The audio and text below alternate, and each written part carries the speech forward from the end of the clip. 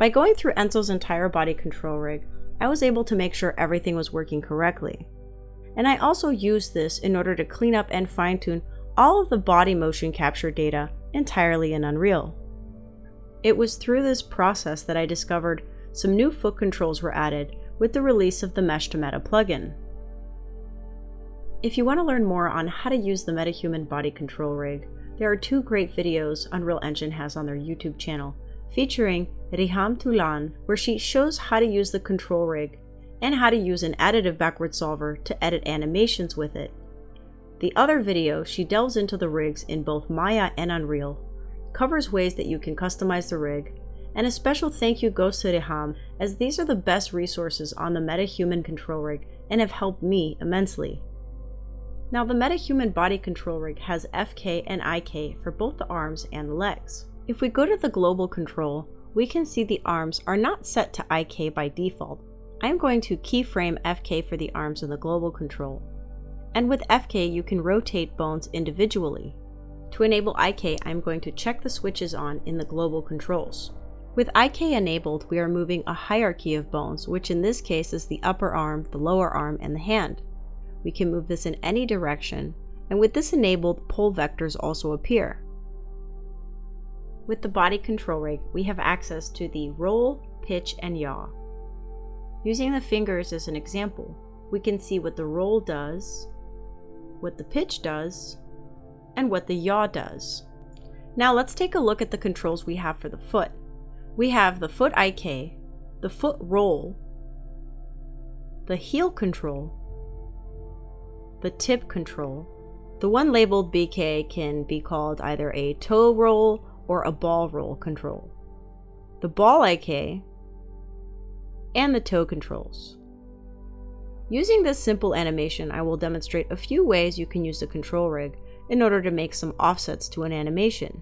Common offsets I make are to the neck, the hips, and the clavicles. And I'll show you a few different ways you can do this. I'm going to bake the animation to control rig by simply right-clicking on the body, selecting Bake to Control Rig, and leaving everything at default. We can see that our entire animation has been baked into keys. If I select the curve editor, I can now see the curves for the roll, pitch, and yaw for the neck.